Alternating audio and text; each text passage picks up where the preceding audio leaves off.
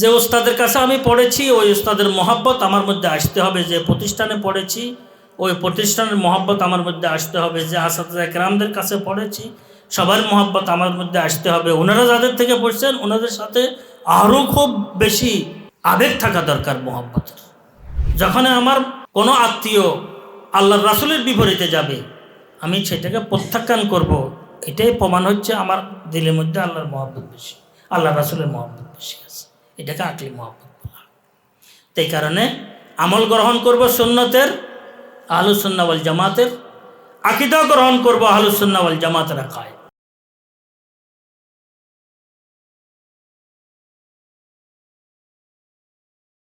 সুবহানাকা লা ইলমা লানা ইল্লা মা আল্লামতানা ইন্নাকা আনতাল আলিমুল হাকীম।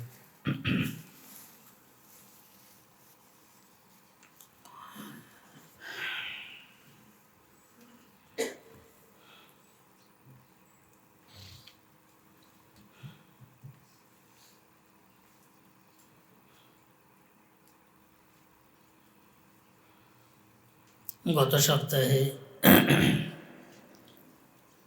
আসাতেজা আকাবের আসলাফদের আদব সম্পর্কীয় সামান্য কিছু কথাবার্তা আলোচনা হয়েছে। যে আমরা জামিয়া রশিদিয়া থেকে কোন ধরনের বিষয়গুলো গ্রহণ করার চেষ্টা করব।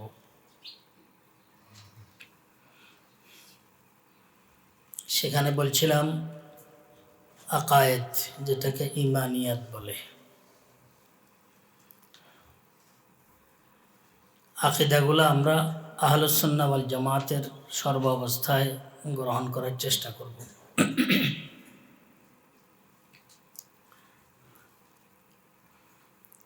সর্বসাধারণ হক্কানি রব্বানি আলেম ওলামা যে অবস্থানে আছেন ওই বিষয়গুলোকে আমরা গ্রহণ করার চেষ্টা করব। বাংলাদেশে এখনো সর্বসাধারণ আলেম ওলামা যে বিষয়ের উপরে আছেন, যে নীতিমালার উপরে আছেন,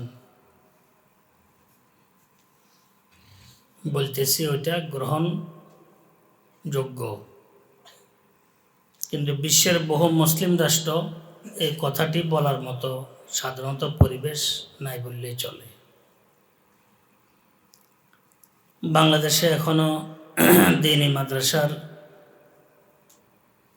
বরকতে, আমাদের আকাবের আসাতেজাদের বরকতে এখনো বড় ধরনের একটি অংশ আলহামদুলিল্লাহ সঠিক রাহের উপরে, রাস্তার উপরে, সিরাত মুস্তাকিমের উপরে আছে।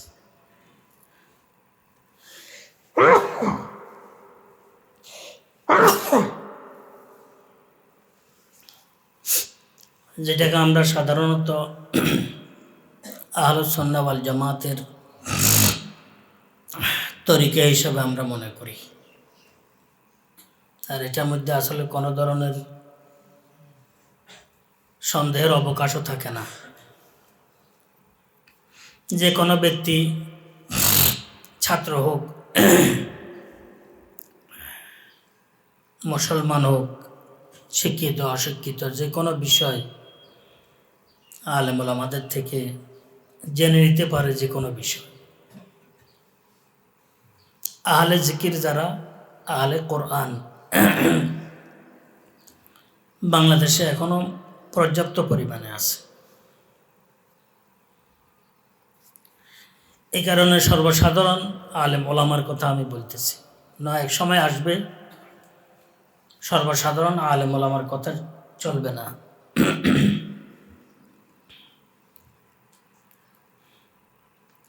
এই পরিবেশ থাকবে না।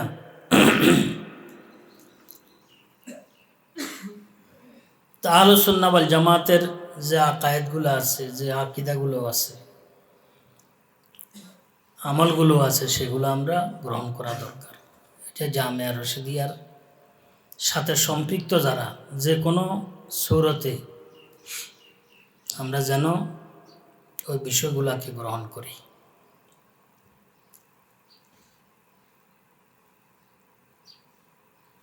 বিচ্ছিন্ন কোনো আকিদার অনুসরণ না করি, কোনো দলের, কোনো মতের, বিশেষ কোনো দলের, বিশেষ কোনো মতের, বিশেষ কোনো অংশের দিকে আমরা না যাই।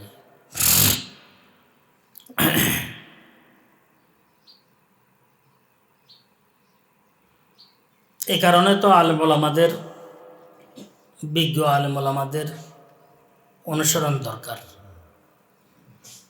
না হয় কার গোড়া কোনখানে এটা তালাশ করে নেই, আর সবার কাজ নয়।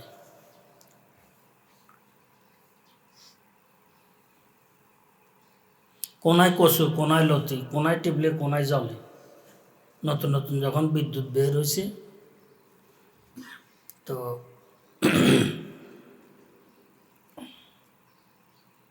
ব্যাট সুইচ থাকতো কিছু, উপরে তখন লটকা রাখতো, সেটা ব্যাট সুইচ করতো। মানে আর কষ্ট করা লাগতো না, মাথার পাশে হাতের নাগালে জ্বলতো। এটা টিপ দিলে বাতি জ্বলে, টিপ দিলে ফ্যান চলে, টিপ দিলে বন্ধ।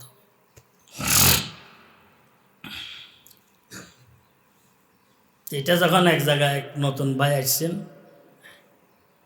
দেখছি যে লতি, একটা লতির মতো।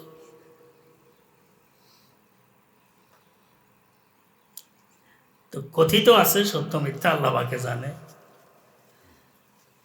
সে বলতেছে কোনায় কচু, কোনায় লতি, কোনায় টিপ দিলে কোনায় জল। বুঝছেন তো? নোয়াখালীর ছিল মনে হয়।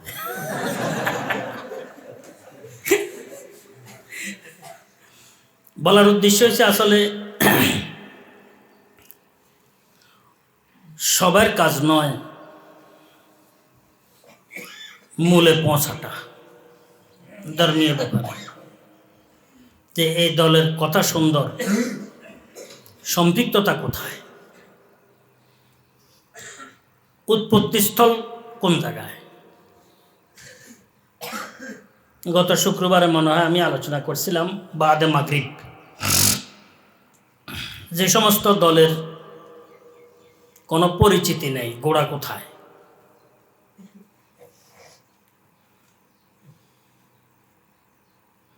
কার্যকরী কমিটির কোনো স্যাম্পল নাই, নমুনা নাই, কার কাজ করতেছে এরা, কার এজেন্ডা বাস্তবায়ন করতেছে। হাওয়াই দল কিছু থাকে, এক সময় একটা উড়ে হাওয়াই দল। বলছি এই সমস্ত হাওয়াই দল পূর্ব থেকে এখন পর্যন্ত, আজ পর্যন্ত সঠিক দল হিসাবে গণ্য হয়েছে একটি দলও নাই। সবগুলা গোমরা দল, দল্লু ফা দল্লু।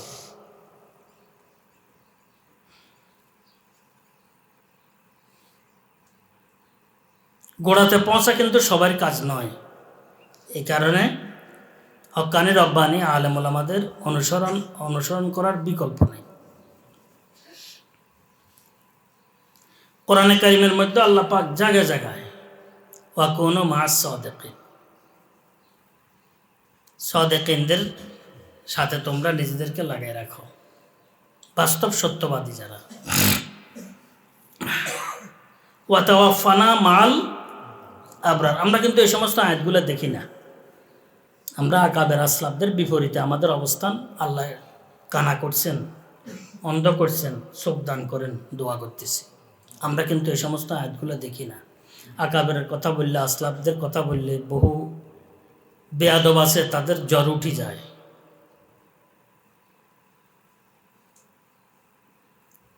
চিকন গুনিয়ে এসে যায় তাদের। আল্লাহ হেফাজত করো, তাদেরকে বুঝ ব্যবস্থা দান করো। কোরআনে কারিমের মধ্যে দোয়া আল্লাহ পাক শিখিয়েছেন, নবীদের দোয়া, ওয়া তাওয়াফানা মাল আবরার। নেককারদের সাথে আমাদের যেন মৃত্যু হয়। ওয়ার কাউ মাহার রাকিঈন। আছে না বাবা? এই ধরনের এক দুই আয়াত নয়। সিরাতাল লাযিনা আনআমতা আলাইহিম।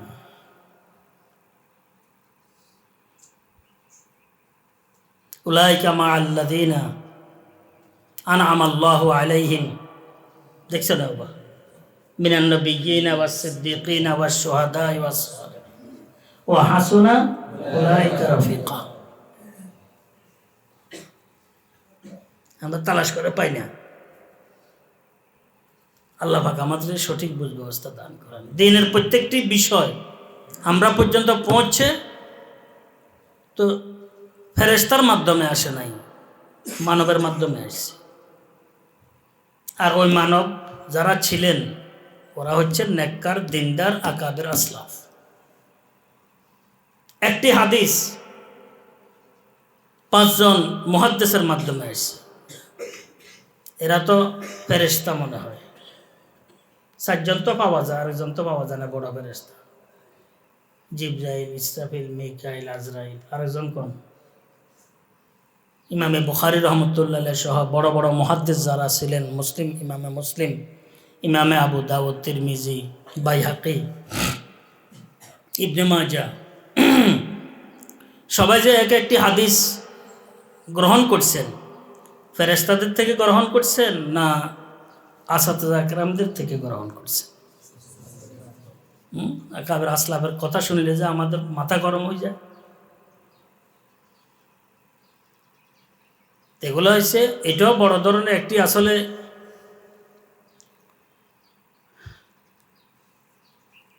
মেধার উপরে বড় আল্লাহ পাকের একটি কি আযাব। গুনার কারণে এই সমস্ত আযাবগুলো আসতে থাকে, গুনার কারণে। যে এ পথে এক কদম রাখবে, ইচ্ছে আরেক কদম রাখবে, ইচ্ছে আরেক কদম রাখবে, তো মনে করবেন তার উপরে আযাব আসতেছে। সে উল্টা চলতে থাকবে, সে এটাকে এত সোজা রাস্তা মনে করবে, অন্যরা বাঁকা মনে করবে, সে কিন্তু সোজা রাস্তা মনে করবে। কারণ তার বুঝ ব্যবস্থা আল্লাহ পাকে কি বাঁকা করে দিয়েছেন তার চলন বলনের কারণে। কিসের কারণে? আল্লাহ পাক আমাদেরকে হেফাজত করে। এভাবে যতগুলো শরীয়তের মাসআলা মাসাইল আছে, আইম্মাদের ইজতিহাদ ইস্তেমবাদ আছে। আইম্মায়ে ফিকহ জন্ম তো আইম্মায়ে হাদিসের পূর্বের। ফিকহের জন্ম হাদিসের কি পূর্বে, ফিকহের গবেষণার জন্ম। হাদিসের কিতাব তো পরে না লিখিত হয়েছে, ফিকহের কিতাব আগে লিখিত হয়েছে। ফিকহ তো একদম হাদিস সংকলনের বিষয়টি বলতেছি আমি। হাদিস সংকলনের পূর্ব থেকে আমল শুরু হয়ে গেছে। ফিকহ মানে আমলই নমুনা, এটা তো পূর্ব থেকে শুরু হয়ে গেছে।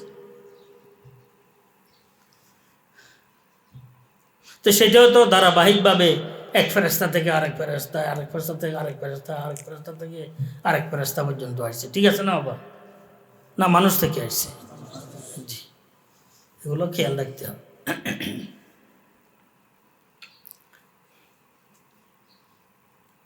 ওয়াইজা কিলা লাহুম আমিনু কামা, নাস মানে ফেরেশতা তো মনে হবে কি মানুষ। কোন মানুষ? ফর্দে কামের উদ্দেশ্য, উত্তম মানুষ উদ্দেশ্য। ওনারা হচ্ছেন হযরতে সাহাবায়ে কেরাম। আল্লাহ পাক ওনাদের ব্যাপার বলছেন। ওনারা কি মানুষ না ফেরেশতা? মানুষ। কালু আনুমিনু কামা আমানাত সুফাহা। আল্লাহ পাক ইরশাদ করেন আলা ইন্না হুমুস সুফাহা, মানে কোরআনে কারীমের ধারায় ভিন্ন। আলা ইন্নাহুম হুমুস সুফাহা, এরা তোরাই বেকুব, তোরাই বেকুব। আকায়েদগুলো আমরা আহলুস সুন্নাহ ওয়াল জামাতের গ্রহণ করব। কখনো নিজের স্বার্থে, পদ হোক, মর্যাদা হোক, টাকা হোক, পয়সা হোক, যে কোনো স্বার্থ দুনিয়াবি থাকে, এগুলাকে প্রত্যাখ্যান পরিহার করে আমরা আমাদের স্বার্থে আকাবের আসলাফদের আকায়েদ এগুলো আমরা গ্রহণ করব। হক্কানি রব্বানি আলেম ওলামাদের বিপরীতে যত আকীদাগুলো আছে এগুলাকে আমরা প্রত্যাখ্যান করব, আমরা গ্রহণ করব না। আমাদের কাজ, ওলামাদের কাজ বলে দেয়া, মানা হচ্ছে শ্রোতাদের কাজ। জবরদস্তি মানায় নেয়া এটা আমাদের কাজ না।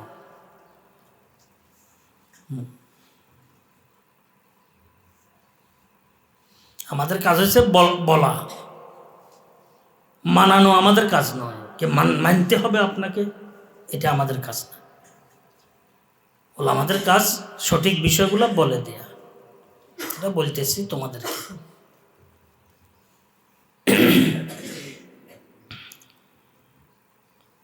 চেষ্টা করবে আকাবের আসলাফদের সাথে নিজের দিলের মধ্যে তাদের মহব্বত আনার জন্য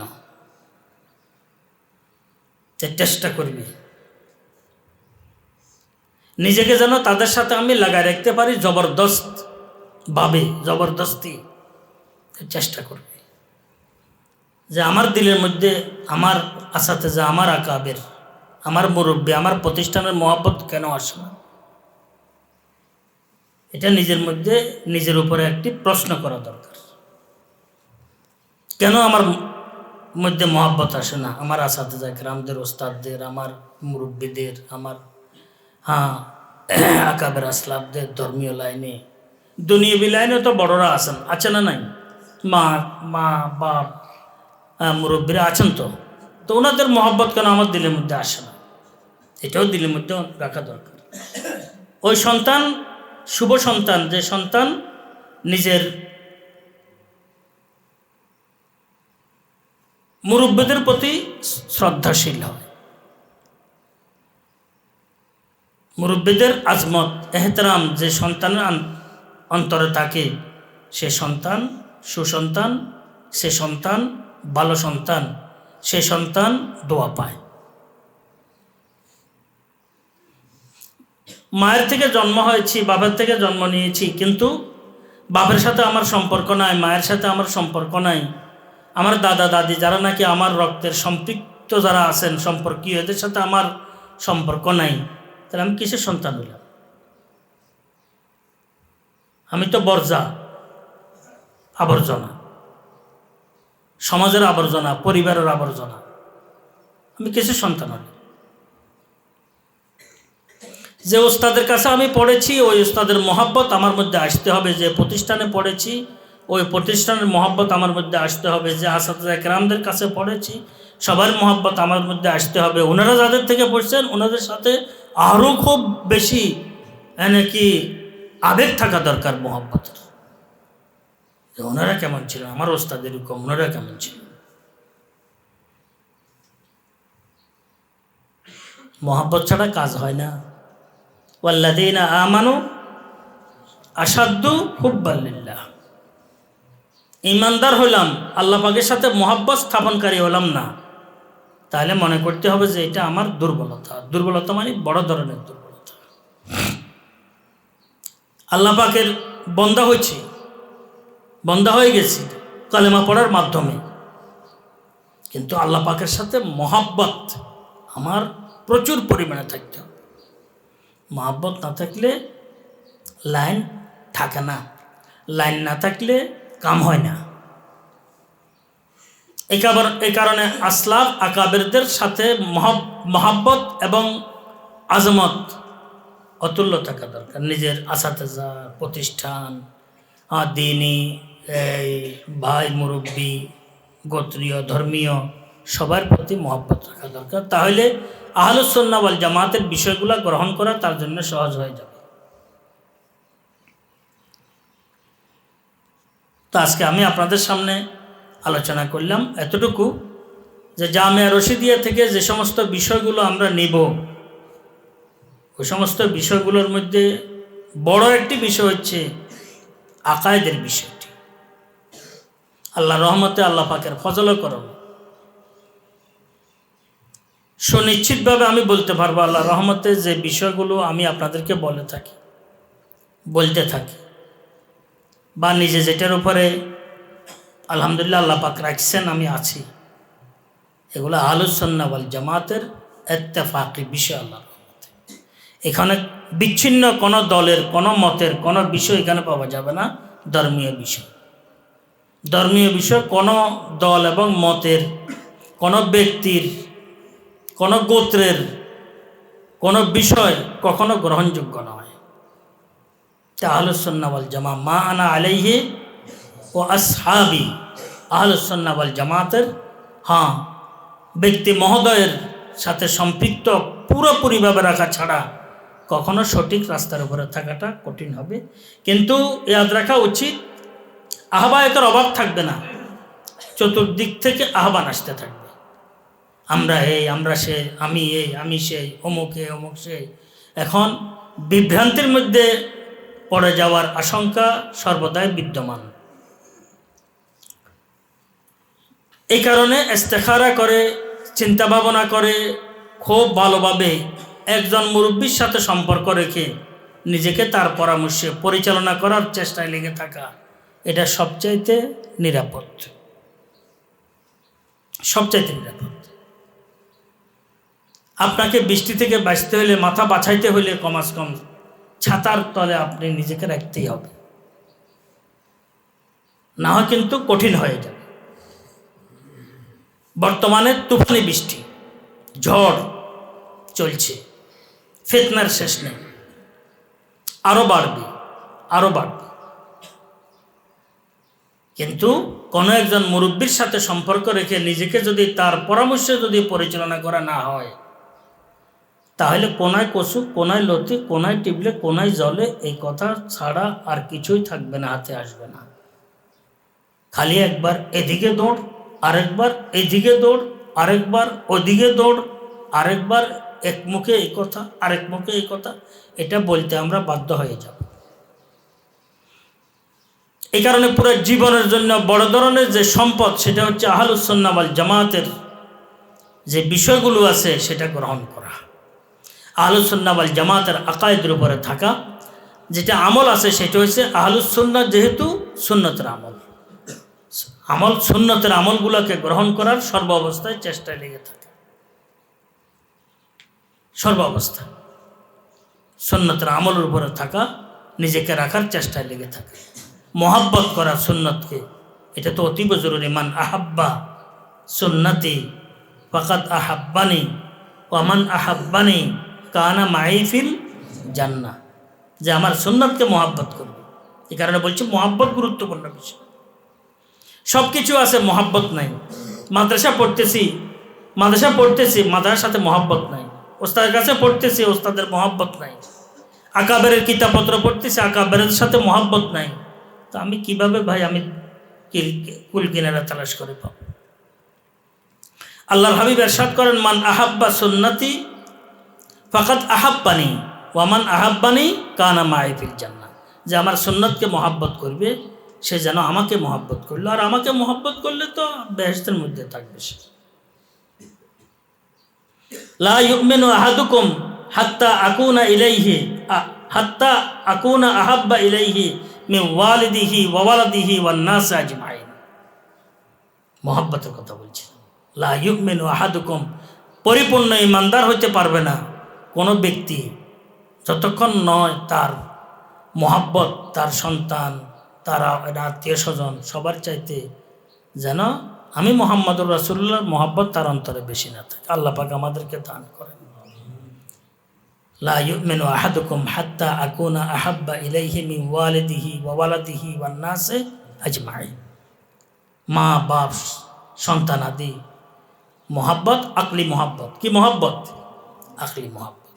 যখন আমার কোনো আত্মীয় আল্লাহর রাসূলের বিপরীতে যাবে, আমি সেটাকে প্রত্যাখ্যান করব, এটাই প্রমাণ হচ্ছে আমার দিলের মধ্যে আল্লাহর মহব্বত বেশি, আল্লাহ রাসূলের মহব্বত বেশি আছে। এটাকে আকলি মহব্বত বলা। তাই কারণে আমল গ্রহণ করব সুন্নতের, আহলুস সুন্নাহ ওয়াল জামাতের, আকীদাও গ্রহণ করব আহলুস সুন্নাহ ওয়াল জামাতের আকায়েদ, বাইরে কোনো দিকে যাব না। আর সেটা হচ্ছে বর্তমানে সর্বসাধারণ কিছু আলেম ওলামা আছেন, অধিকাংশ নয়, সর্বসাধারণ যারা নাকি পরিমাণে কম হলেও মোটামুটি এখনও এদের আলহামদুলিল্লাহ গ্রহণযোগ্যতা বেশি আছে। আল্লাহর রহমতে ওনাদের বিষয়গুলোকে গ্রহণ করার চেষ্টা করে। আল্লাহ পাক সবাইকে সঠিক বিষয়গুলো বুঝার, আমল করার তৌফিক দান করুন। ওয়ালা হাওলা ওয়ালা কুওয়াতা ইল্লা বিল্লাহ।